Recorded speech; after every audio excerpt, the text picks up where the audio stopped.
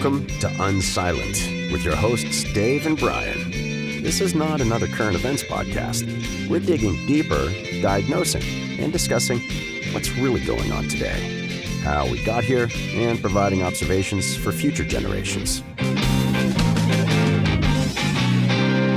Welcome to Unsilent. We're Brian and Dave, and we'd love to hear where you think we got it right and where you think we completely missed the point. You can do that by visiting unsilentpodcast.com or going to Rumble. There's a wonderful comments section there, or all sorts of social media channels.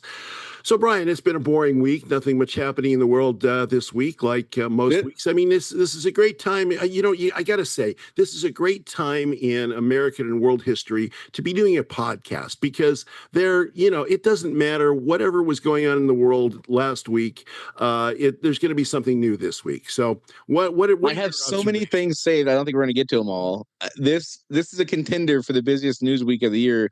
Not on anything like real heavy news, but just like events, occurrences, things that happen. There's obviously a few big news things, but for those listening, Dave and I are not trying to explain the news. We're trying to explain to future generations what this moment in time is like and capture things that will likely be lost in the history books or whatever electronic version they have a history book in the future. So we're just trying to capture the mood. And, obviously the mood is driven by events, and then the events are driven by the mood. So that's kind of what we're interested in more than what actually happened, is like what it's like to live in this time. The last day we recorded, the Trump Elon Musk feud kicked off, or maybe it was the next day. I don't remember if it was the day after or the day of, but that went from 0 to 100 in about 9 nanoseconds. Yeah, and it's amazing because that whole scenario kind of exploded, and then there was a bunch of turmoil, and then it's kind of backed off a bit. And it seems like this has been going on for a month, but it's been, like you said, it's been probably less than a week since all of this stuff has transpired between the two of them. I mean, and if Kenny G, the guy we're talking to in the future, or Katie G, the gal we're talking in the future, don't know what we're talking about. They were, Elon had a tweet that said he loves Trump as much as a straight man could love another man, like 2 months ago, right? Yeah. And then I think it was Friday night or Saturday, somewhere in there last week, where he tweeted that the reason the Epstein files hadn't come out is because Trump was on the list. I mean, it was a series of things that got incrementally more volatile and hostile, and I think that was like the apex of it.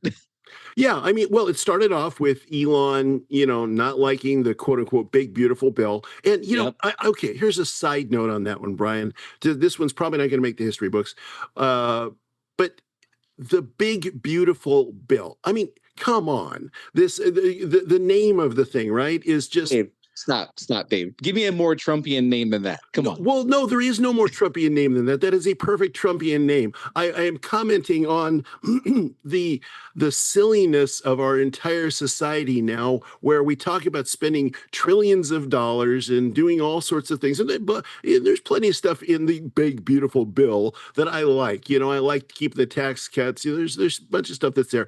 But, it used to be that when legislators got together and politicians talked about stuff, they would at least make a show of having some level of seriousness to stuff, as opposed to this, cartoonish Saturday night. Anyway, okay, that's a side topic. Well, the for context, what we've had for the last few years is Orwellian named bills. Oh, well, yes, that's true. Everything's been like, the bill name is the opposite of what it actually does. Exactly, the Inflation Reduction Act. Which jacked up inflation. Yeah, or exactly. So we do live in kind of a cartoonish land, and so the whole feud started off with Trump or Musk coming out and saying we need to kill the bill, and this is like Trump's signature legislation. This will, in part, if not entirely, depending on how things go, define his presidency the second time around, right? And so there's kind of two camps that have unfolded, and I gotta be honest with you, I don't know where I land. I don't know what I would do if I was a senator and had to vote on this thing. Meaning, historically, what's gotten us to the point where we have $37 trillion of debt is doing things like this. Yes, exactly. Right? 100%. And so my gut says this is absolutely the wrong thing to do.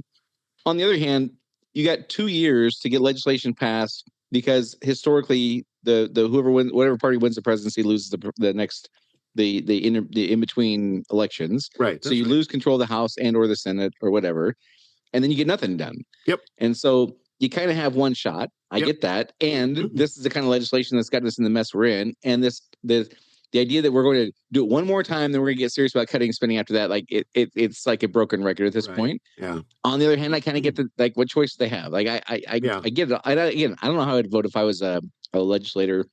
The 10-year ban on states imposing any regulation on AI, I think that would be enough for me to vote no. But again, I go back and forth. So point is, for me, they're damned if they do and damned if they don't. So I think you kind of have to do it and then just like hope for the best and like, whatever. I guess. I don't know. Well, no, I mean, my one comment on that is the system is completely screwed up. There's no other way to do things than these. It's omnibus legislation. It's, some years ago, they figured out a tweak to say, hey, we can just throw it all in and we can throw in our bridge to nowhere and our, payouts to constituents and all this. I mean, so you're not going to fix it by voting no. And it's like, how bad do you want it to be? So I would probably hold my nose and vote yes for it, because the alternative is even worse. It's the lesser of two evils. All of our politics right now is the lesser of two evils. Yeah, we've gone from, like you said, these things are supposed to be legislation, and as I mentioned last week, my perspective is we've gone from legislating to taxing and pandering, and this is just more of that. We're just 100%. take a bunch of money or borrow a bunch of money or default on a bunch of money to make people happy, and that's kind of what it's become. So anyhow, I got us derailed there. It all started off with Musk tweeting rather fervently and then even more aggressively, like kill the bill. And this is Trump's signature legislation and will define in part his presidency. So, but it just ratcheted up from there. Like it just went bananas. And then now there's rumors of there was a fight in the White House between Besant and Musk, and like, not just to put some color on that one, not just a fight like, well, Besant, you're an idiot, but a fist fight. They're talking about enough for Elon to get a black eye. That's a rumor. Who knows if it's true or not? But there's that. My gut tells me there's something to that. We'll never hear the real story probably, but there's a version that probably smells very similar to what that rumor is, I would say. Right. So that went from 0 to 100 back to about 20 now, as Musk has essentially apologized. I wouldn't call it an apology, but they had their 20-minute phone call last night or whatever night, Monday night or whatever it was, and kind of patched things up. And I got to say, despite what you think about Trump, for people listening, he seems to be a forgive and forget kind of guy. Yeah. No, I think you're right. I think he's if you're on his side, you're good. If you're not on his side, you're the devil incarnate. Now, when you're the devil incarnate and you come back and you say, "Oh, I'm on your side again," now you're good again. So, I mean, people say that he's a transactional, politician, 100%. He is a transactional politician. It doesn't seem like he holds a grudge if something gets solved. Now he'll never forgive those that don't come back to him. I don't think that I don't think him and Rosie O'Donnell are going to patch things up anytime soon. No. Liz Cheney's never coming to dinner, so. So, okay. So that was the big thing that was a pretty big speed bump. But the interesting thing, I think, as a witness this was how it divided the fractured already Republican Party. Yeah. And how it fractured the Democrat Party, because now they were like, oh, good, Elon's available. Let's go get him. He can fund all our stuff. We like Elon now. Well, let me tell you the one that got me, the take on this, all that got me. There was a bunch of memes floating around social media of Trump and Musk sitting together, smiling, with their phones next to each other. Yeah. I'm going to tweet now. Awesome. I'm going to tweet now. Like it's this whole 5D chess thing that they're planning this strategy in real time, and I just responded to that a couple of times because I find the whole notion just so laughably dumb that these two guys are these are two very driven hotheads to a certain extent. Trump says whatever comes into Trump's mind goes out his mouth with no filter in between. I mean, Musk got in trouble in years past. Apparently, when he was posting, so he got in trouble with the SEC some years ago when he was posting stuff about, I think it was Tesla, when apparently he was drunk. So you remember that? I mean, so okay. I don't. But the stock price went up like $50 based on whatever his tweet was or whatever. Yeah, yeah. Well, yeah, it did. And so he was slammed because he was going to do this or that or the other thing. So both, and so these two personalities are also fascinating because there is no denying you've got the most powerful man in the world in Trump and a billionaire. You've got the richest man in the world who has created insanely incredible, great companies. I mean, he's revolutionized the space industry. He revolutionized electric cars. I mean, his original banking, foray with PayPal and his buddies that he started, all of that. So he's a brilliant guy, driven guy, all of this stuff. And then they get derailed by these emotional kinds of outbursts. So it's really a look into, to me, the moral of this story, if Aesop was Aesop's fables, if he was saying the moral of the story is this, that humans, no matter how smart or powerful they are still fundamentally emotional creatures, and they can be derailed even if they're at the pinnacle of power on the planet. Yeah. They can be derailed by somebody ticking them off. Yeah.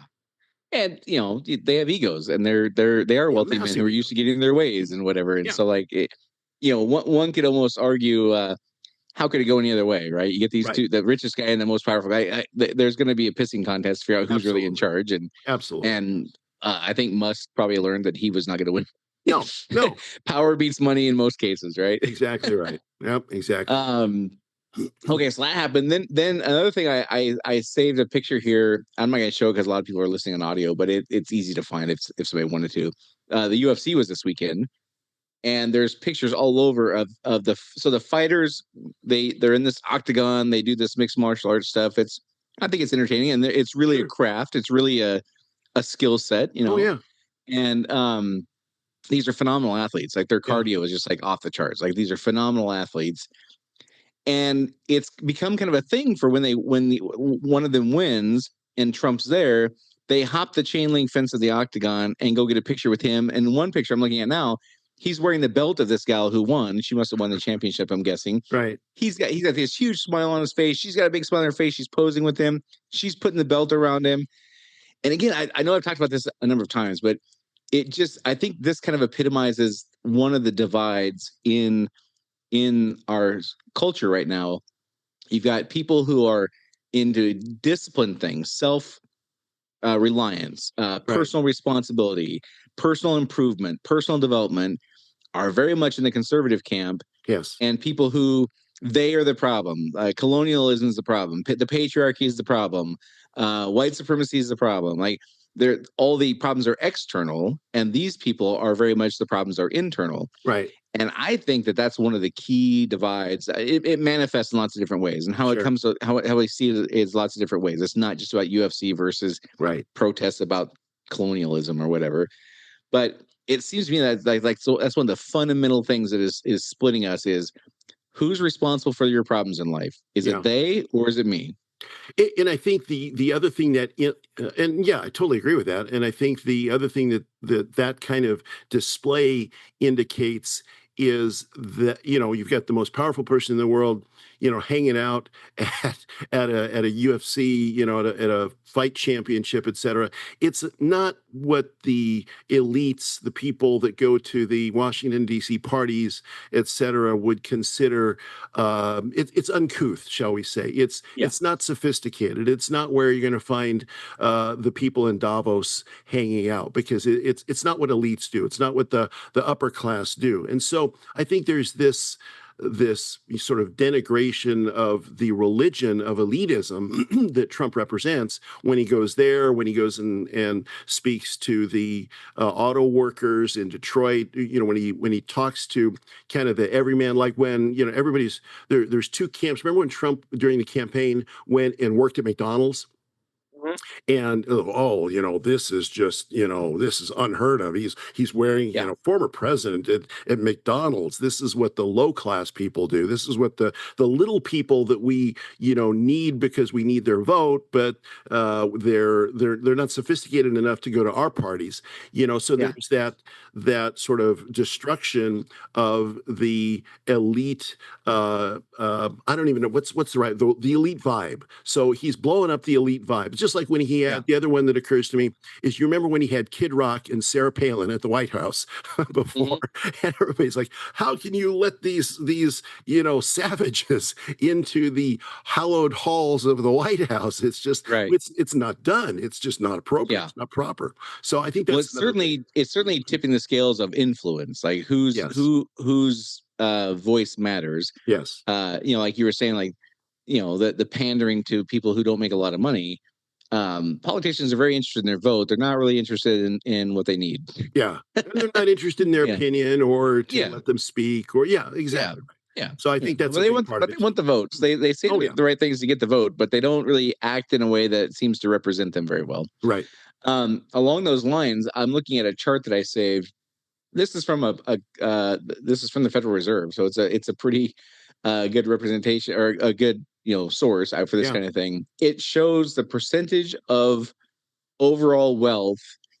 It is comparing the top 1% versus what they call the middle class. Now, I don't have a definition of what the middle class is for this chart. I don't know. Yeah. So, but it goes back to around 1992. It looks like in 1992.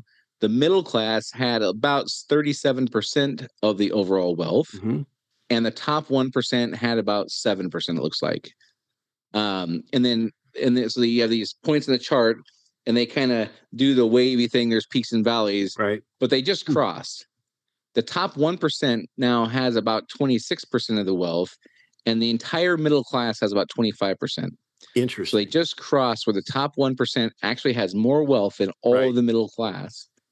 And I keep going back to like what are the things really driving all this stuff? Again, we see riots and we see protests, and we see arguments, and we see foul language now on the House floor where we never used to see that kind of thing. And we see fake news and embellished things. But what are the really drivers, though? I think this is another one of them. So one of them is personal responsibility versus like it's their fault. My life sucks versus my responsibility to make it better. That's I think is a key divide.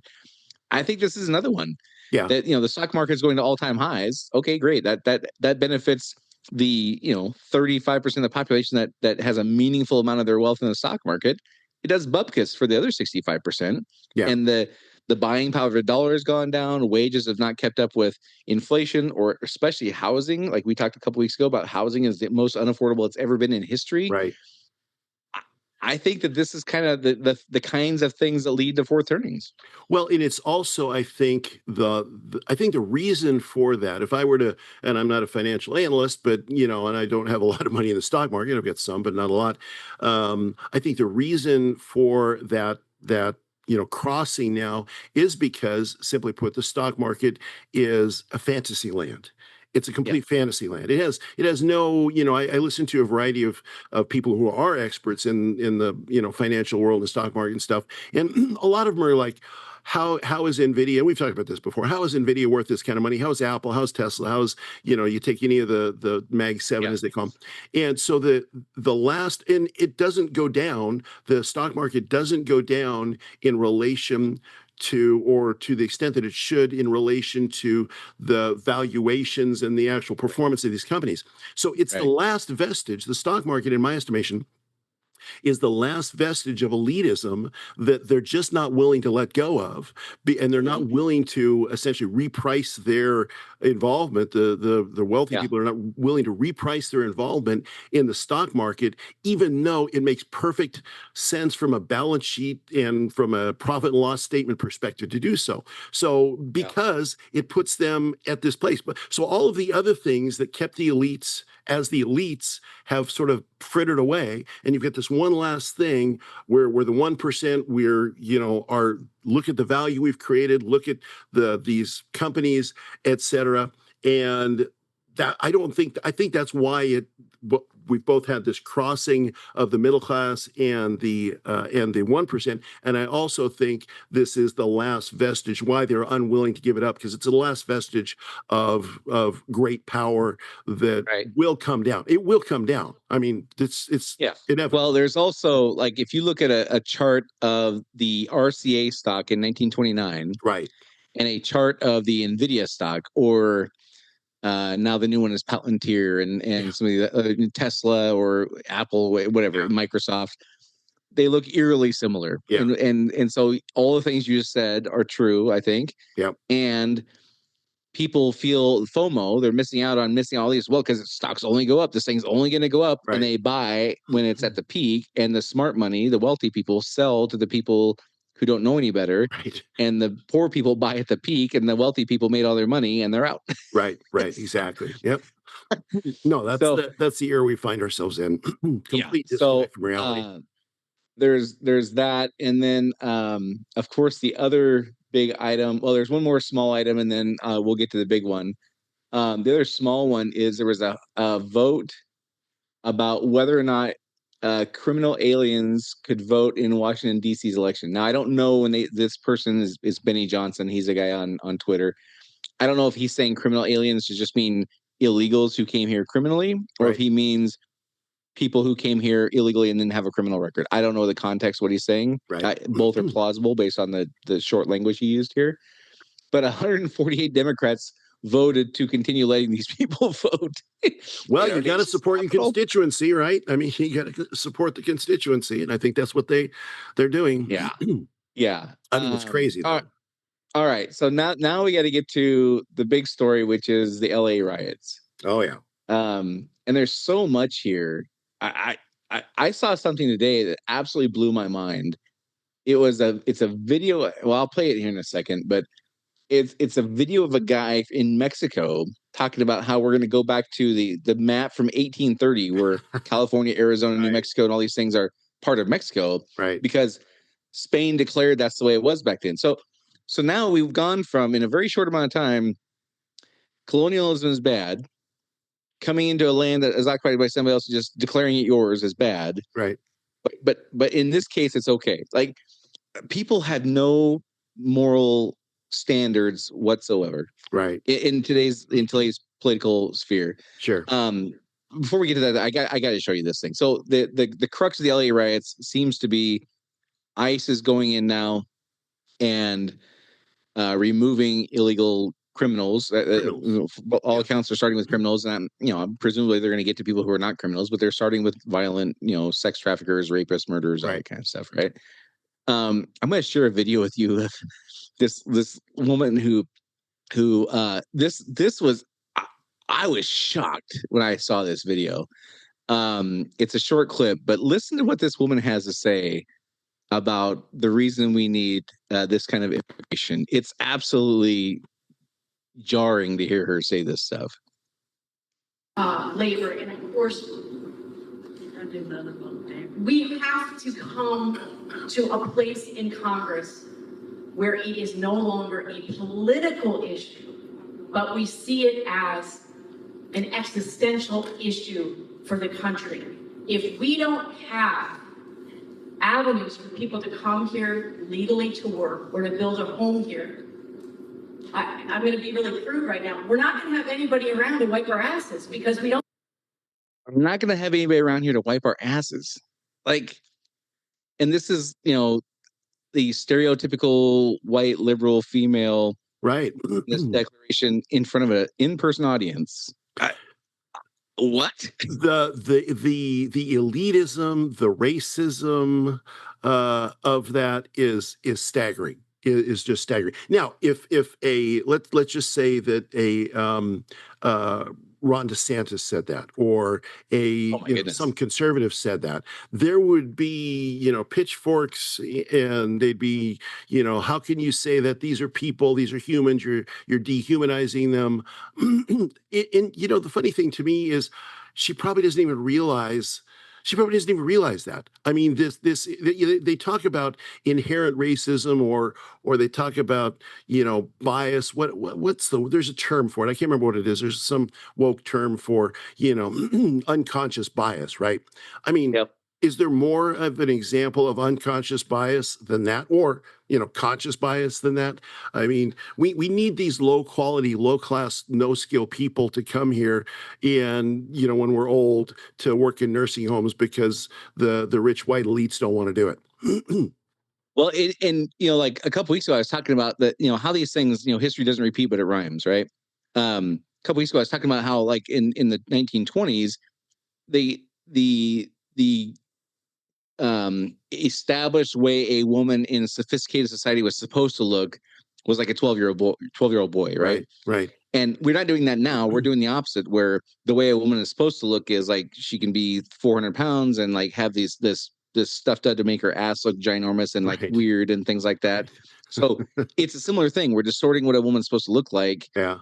For whatever reason. I don't understand what's driving that, but it's similar that we're choosing the female body as a thing to pay attention to. Right. So there's similarity there. When I hear this lady talk, I think this has a sound so close to what a woman in 1858, 1859 Alabama would say about slaves. Right. So the context is a little bit different, but the mindset is the same. Yeah. I will have problems if these people don't do this thing for me. Right. And I'm going to present it as though it's a good thing for them. I would be willing to bet a lot of money. I don't know this because I never read it in a history book. I'd be willing to bet a lot of money that people who were pro-slavery in 1859 had reasons where it was good for the slaves for this to be a thing. Oh, sure, of course. Yeah, I mean, I've read enough history of that era that's, we're taking them out of their, savagery, and we're teaching them a language, and they're learning Christianity or whatever it is. Yeah. Yeah, we're teaching them the true faith. I mean, there's a bunch of stuff that people did say in those days to morally justify this. Yeah, maybe they don't get treated quite as well as my kids do, but look at all these benefits that they get for being here, and I need it. I can't live without it. Who's going to pick the cotton if I don't? Who's going to wipe my ass?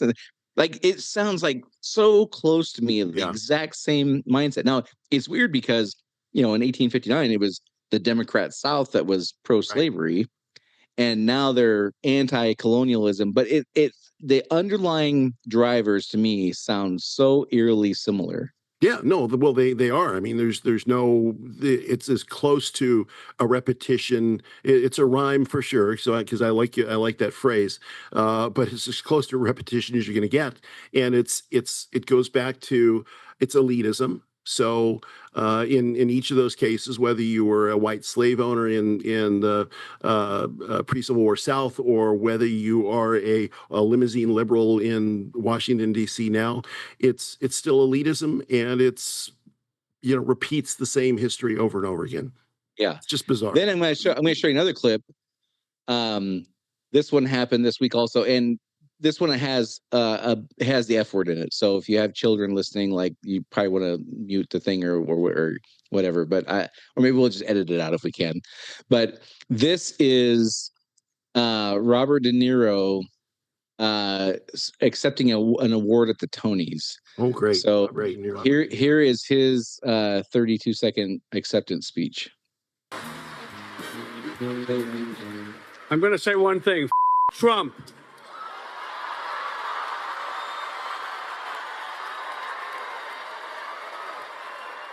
And the people in the audience are clapping like, trained seals.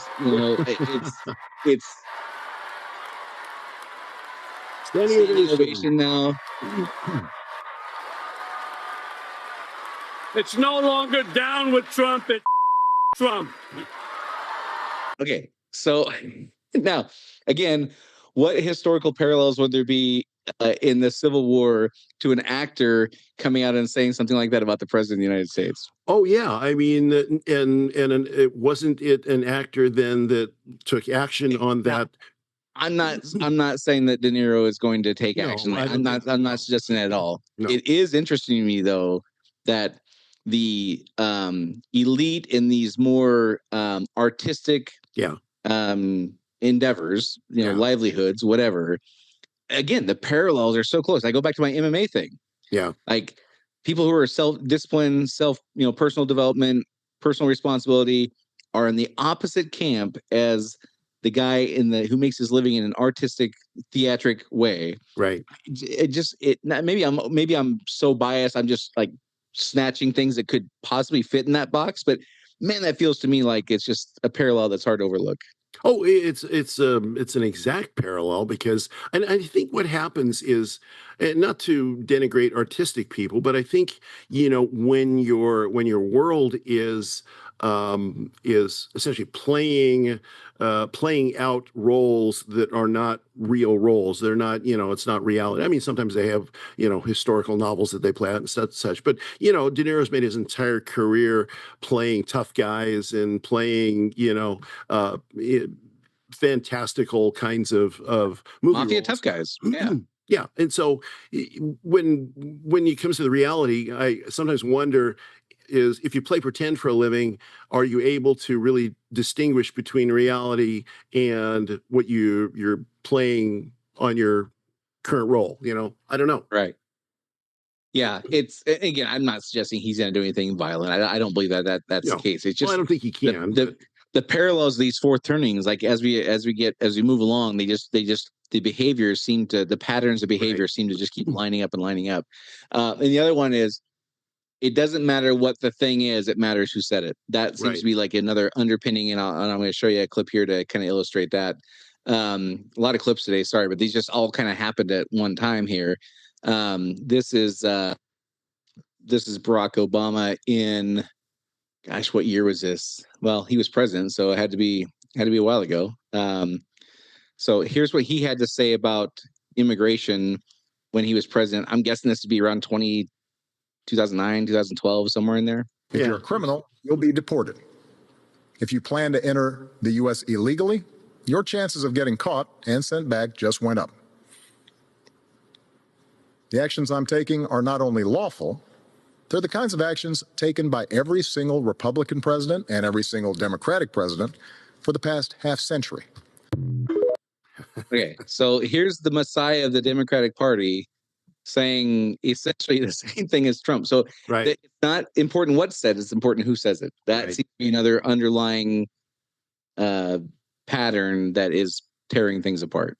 Well, yeah, because and it goes back to this notion that when you have a fixed ideology, you put in place your Mount Rushmore of the people that support your ideology, and then you forget about the facts. You don't concern yourself with, we've seen those. We may have even talked about these before, but you've seen those man on the street videos where somebody goes out and said, "Well, President Obama just said this, and this," and people say, "Oh yeah, that's so true. We need to do this. We need to do that. Oh, wait a minute. I'm sorry. That was President Trump who said that." And then the eyes roll back in the head. Or the inverse, they'll say Trump said it, and then they'll rail against it, and they're like, actually it was Obama, or actually it was Hillary Clinton, or actually it was Gavin Newsom, or Pelosi, or whoever. Yeah. Exactly. We fix our ideology and we fix our heroes. And once we do that, once we fix our ideology and our heroes, we stop thinking about it. We don't anymore, we're bought into it. We don't anymore consider things that would challenge the base assumption. Now, that's a human survival technique, because once we learn that the lion is going to kill us, we don't go re-experiment with that again and again and again to determine, what if the lion's still going to eat me, like he tried to before. So it's a natural human reaction to things. But what happens, I think, is when we take that well outside of its normal useful function of not relearning the world every day, and we apply it to ideology and we apply it to our heroes, then at that point it becomes dysfunctional. And this is where, one of the things that I enjoy tweaking people the most about on Facebook, and I do enjoy it, is I will post something about President Trump, and it's interesting about these posts, I rarely get much response to them, and I will post something positive and something negative in the same post. Yeah. And nobody can really like it if you are 100% against him or 100% for him. If Trump is a 5D chess player messiah, and I say something positive about it. Yeah, that's right. That's Dave's right. And then I post some, and then there's something negative later. So, Wait a second. This doesn't work. So, I admit for the world and for Kenny G in the future that I do enjoy doing that. Yeah. Well, I think, that's just, you're a provocateur. You like that. I am. I can't help it. It's my nature. What can I do? Not a contrarian, a provocateur, I would say. Provocateur. All right. I'll So go with that. I've given some setup for. So essentially what's happening is Trump has now unleashed ICE in LA, arguably the biggest stronghold of probably illegal immigrants and criminal illegal immigrants, meaning people who have actually broken the law here or people who have committed serious crimes somewhere else and are now here. And kind of what Trump has got to do in his mind, at least, or it seems to be his strategy, is just like going after USAID. Like that was the big elephant in the room, and that's the one they went after. And it kind of feels like the same thing is going on here. So why don't you explain, Dave, to Kenny G, what's going on in LA now? We're on day 7 or day 6 or whatever of the happenings there. Well, so I guess what's going on in LA depends on whether you ask Maxine Waters, a prominent Democrat in LA. Nothing to see here. Peaceful protests. There's plenty of people. Yep. One of my friends posted at the beginning of this whole thing. I guess we're going to have to reinvigorate the phrase mostly peaceful protests again. So depending on who you ask, there's either mostly peaceful protests against racist Trump trying to take brown people out of the country, or on the other hand, if you take a look at the actual video footage of the thing, where we have almost similar kinds of things that happened in 1992 when the city was on fire after the Rodney King verdict, and there were looting happening. I mean, there was an Apple store that was destroyed. There's been jewelry stores that are destroyed. There's the entire Waymo fleet has been removed from LA because they're just losing cars left and right. So there's massive protests / looting and destruction. There's no doubt that there's numerous different types of actors there. There are people there that are legitimately protesting. Okay, that's fine. There's plenty of people, however, who have taken this to the next level, the Antifa types that are, destroying property, causing billions of dollars worth of damage, hurting people, attacking cops. The mayor, Karen Bass of LA, said, look, we got it all under control. This is, these are people that are exercising their First Amendment rights. Now, fascinatingly, along that line of thought, her police chief says, nah, not so much. We're overwhelmed. They're bringing, they're taking cinder block and breaking them up so that they can attack our people. We've got cops in the hospital, all of this stuff happening simultaneously. So you've really got two alternative narratives going on at the same time. And I mentioned Maxine Waters. Maxine Waters says, look, I've been to Palisades. I've been to, what was the big one? Paramount, I think it was, or where there's lots of violence happening, and there's a few bad actors, but it's mostly just all peaceful protests. And if there is any damage, if there is any turmoil or anything bad happening, it's only because Trump sent in the National Guard. It's only because ICE is out there doing malign things like enforcing federal law. Now, she didn't put anything in there about forcing federal law, but she's basically accusing them of being the bad actors. So you've got two overstepping and taking on tyrannical approaches by federalizing the California National Guard, and that's what dictators do and all that good stuff. Yeah, and you've got Gavin Newsom on, saying, no, we have to resist Trump on this. We've got it under control. It's really not that big of a problem. And, the thing that really strikes me as interesting is that what we're just talking about, the complete denial of 24/7 video footage that we have from drones. We've got fires. We've got all this stuff. Nothing to see here. It is literally the definition of gaslighting. It is literally, no, what's happening right in front of your face is not what you see. It's something completely different than what you see happening right in front of your face. No, it's fake news. It's deep fakes. It's all of this kind of cheap fakes. Well, it's what Orwell wrote about coming right out of the last Fourth Turning, which is don't believe your lying eyes kind of a thing, and don't believe what you hear, don't believe what you see. you believe what we tell you. Right. And he was writing that, 4 or 5 years after the last 4 turning we went through. Exactly. But, like, okay, so there's a wide cast of players in these riots. I'm sure that there are actually people there who upset that a friend of theirs got in trouble and got deported or detained. I'm sure that there's legitimate, spontaneous protesters. Sure. I also saw a video of a guy with a sledgehammer breaking up a curb to have chunks of concrete to throw at cops. Right. I also saw video of the cops being kind of holed up under an overpass and then throwing everything they could find, including those electric bikes you rent on the street, throwing those over, landing on the cars or presumably aiming for whatever's down there, including the police, right? I saw a video of a guy pull up in a pickup truck and the bed of his truck was full of like riot masks. Yeah. Like that's a video. That's not an image where you couldn't right. You could fake that, but I don't believe it was faked. So you had people who are somebody's buying those masks at $100 a pop or whatever they cost and delivering them to the place. That's not something a person who makes $55,000 a year does. No, that is something that a very wealthy person or very wealthy entity or taxpayer funded entity or whatever is doing. I saw pictures of pallets of bricks there. Now, I don't know if that was because that could have been taken anywhere and I wouldn't know. But all the hallmarks of the 2020 Summer of Love where things were staged, where we know things were put in place for people to do really bad things. Right. And then you got the politicians who are saying this has got to stop. And then you got the politicians who are saying there's nothing to see here. Right. It's a wide cast of people. But here's the thing I find the most interesting. The only stakeholder group that is not ever talked about in the news by the politicians, by organizations who are pro or against this, are the regular folks going about their lives, having their lives ruined, the small business owners. Now, I have a passion for small business owners, as you do too. Yes, absolutely. I watch these videos of a woman, a Hispanic woman, literally in tears that her store was looted.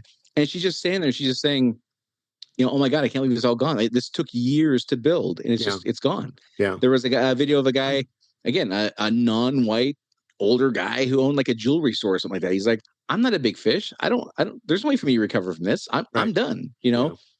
That particular group is not represented. Like the coverage and representation they get in this story is like 2%. Yeah. And they're the victims. Like all the other people are just players in a stupid game. The politicians are, you could even argue the police are, because they have their posturing they have to do for political reasons, not actually solving problems reasons. And again, I'm sure there's cops there who legitimately want to solve problems. And there's those who want to make sure a story is told the right way. Right. But the group that's actually being hurt is the one that nobody's talking about.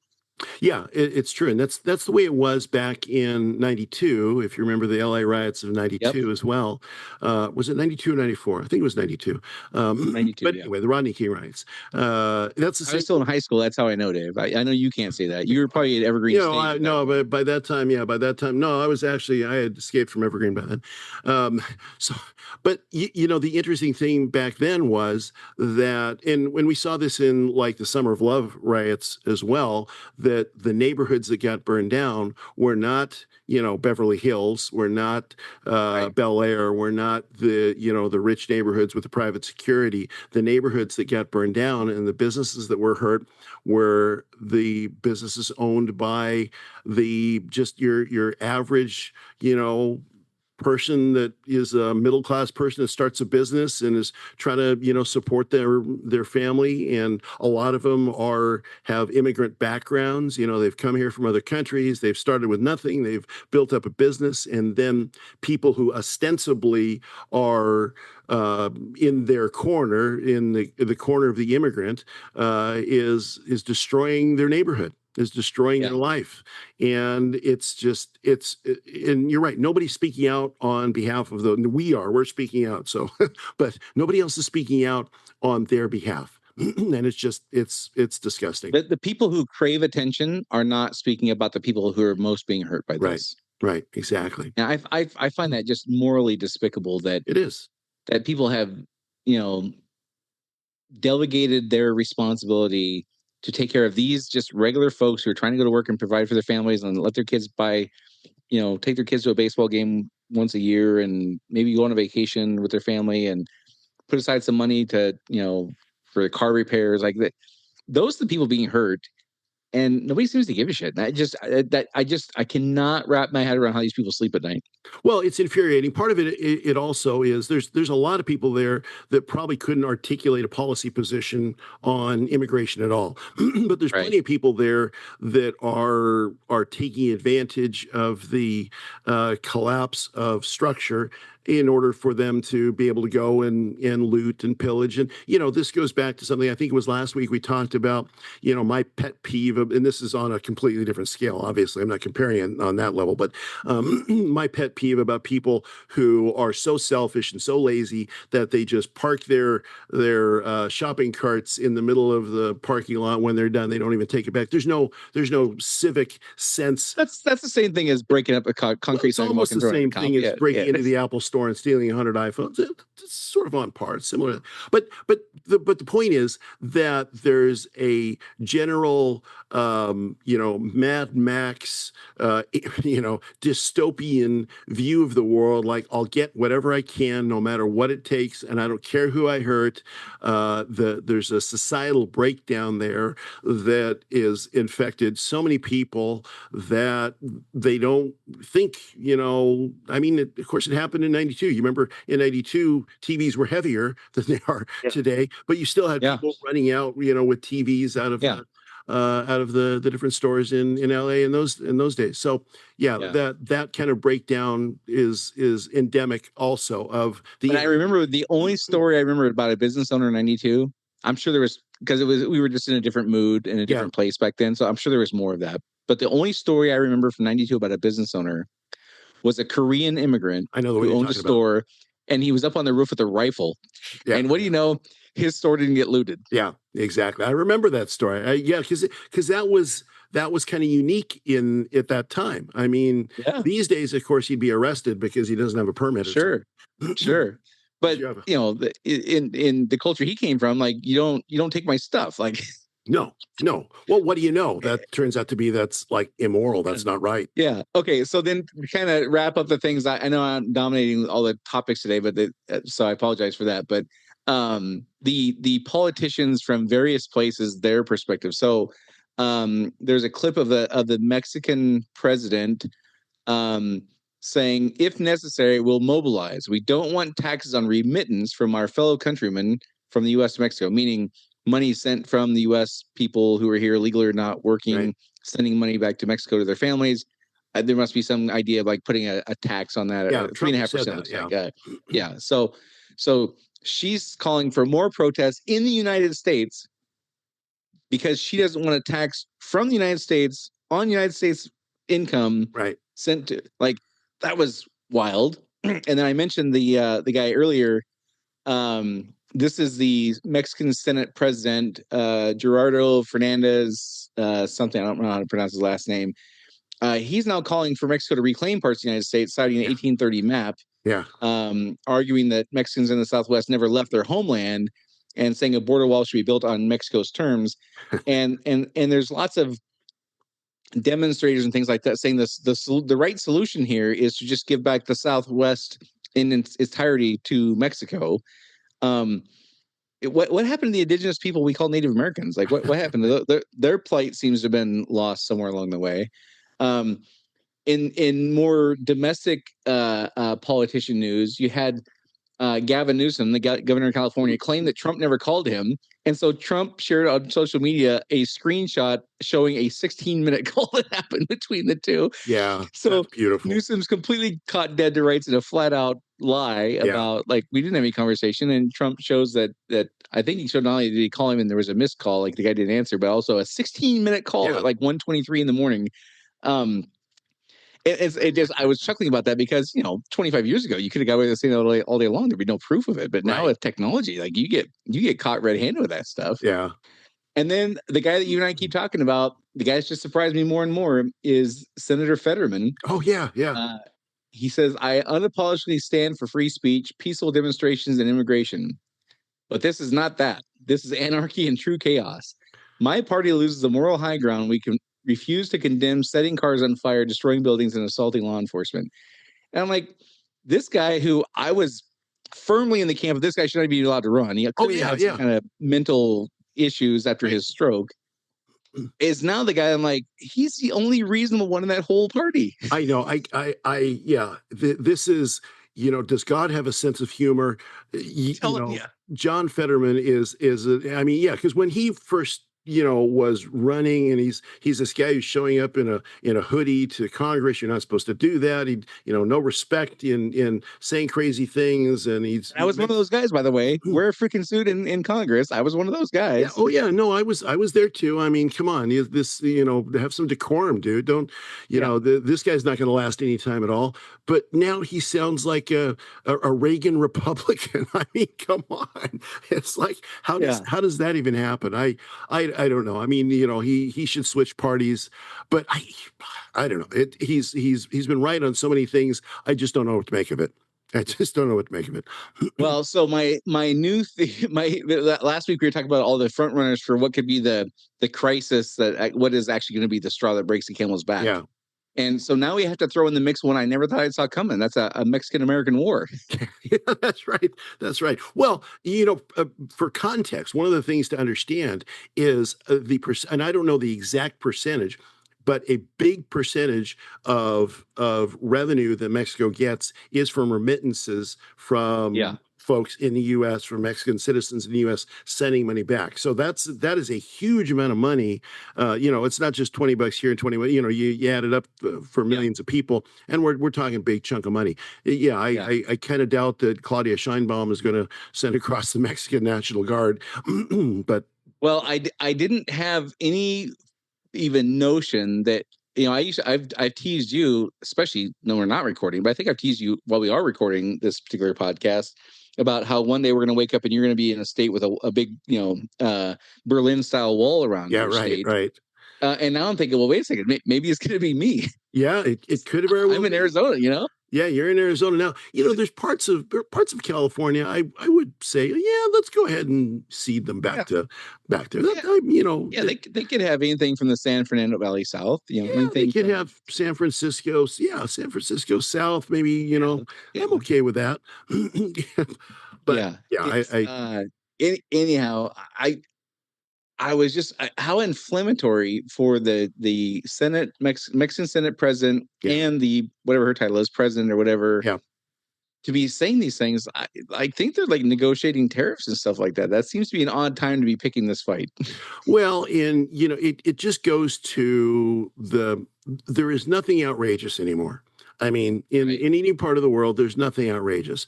Whether it's Putin saying, you do this, we're going to nuke you, or implying that in his KGB-esque kind of way, or the president of Mexico saying, yeah, we're going to send across troops into America. Go give it a shot, see how that works out for you. Real quick, I wasn't going to talk about this, but you brought up the point about Russia, Ukraine. Like, I don't know, what was it, 2 weeks ago when Ukraine went in there and destroyed like $40 billion worth of or aircraft or whatever. Yeah, a third. That happened on like a Saturday, I think, or a Friday or something. Sunday. And I was watching the news intently Monday to wait and see what Russia's retaliation would be, expecting to like see the news of like a battlefield tactical nuke or something, like some crazy thing. That story's just completely gone away. Yeah, I mean they've been throwing a bunch of drones, but at civilians, but that's kind of par for the Russian way of doing things, right? Yeah, you're right. Well, and I think the interesting thing from my perspective is I think that's probably less a Putin decision than it is a Xi decision. I think that's probably because if you look at where does Putin get a lot of his support? If he doesn't sell oil to China, then he's got big trouble. So I think Xi pulls a lot of the strings there.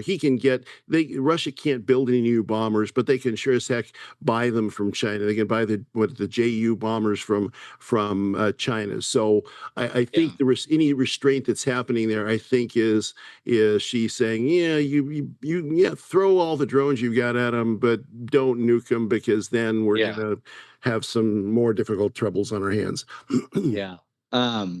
Well, anyhow, I find it super fascinating that people I guess I shouldn't. Now I think about it, I was going to say people in a country like Mexico would be telling the world what our policy should be in the United States. But now I think about it, like we do that 45 times a day probably about what other countries should do. So I guess I shouldn't be surprised about that. We've been in it for 60 years probably. Well, and it's the tenor, but see, I think this is it, Brian. It's the tenor of the world.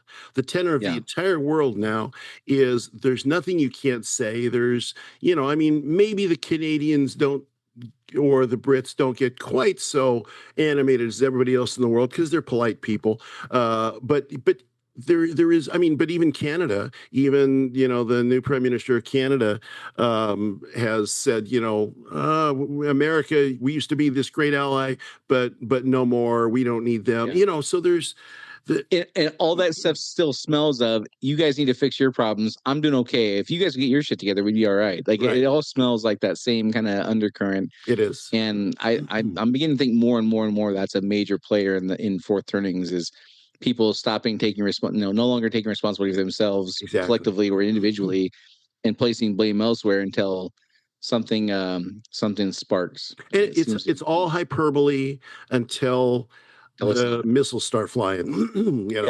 That's I think where we're at. It's all fun and games until somebody gets poked in the eye hard enough. Until somebody gets nuked. All right. Well, we covered a lot this time, and next time the news is on you because I feel like I did a lot of heavy lifting today and I dominated the whole thing. But there was just so many things that stood out to me. Well, those are kind of the big things. So we didn't miss any big things. So whether you pick it or I pick it, I don't think we did. Yeah. Well, the only big thing we might have missed is us evacuating all of our unnecessary troops out of the Middle East. And, rumor is that Israel's going to nuke Iran or vice versa this week or something. Yes, I did see that earlier today as well. I saw some, that Israel's on highest alert. The U.S. Yeah, I saw that too. Yeah. So, but that's just a small Middle Eastern nuclear war. That's not. Yeah. I mean, it's nothing like not putting your shopping cart back after you're done. Well, exactly. I'm glad you got the moral hierarchy down here, Brian. That I'm pleased about that. We can continue. And by the way, for Kenny G listening, it's probably fascinating to hear two guys joke about nuclear war like it's a joke. And what choice do we have though? You either joke about it or you live in fear every day. That's really the kind of the options you have. So anyhow, for those listening in modern times, if there's a thing you think we said that was right or wrong, we'd love to hear your opinion. You can do that by going to unsilentpodcast.com. Or Rumble has a great comment section, like Dave said. And that's it for this week. And we'll see you next week. See you next week. Do you want to be unsilent? Make your voice heard on our social media channels and share where you think we got it right or wrong. Go to unsilentpodcast.com for social links so you can join the discussion.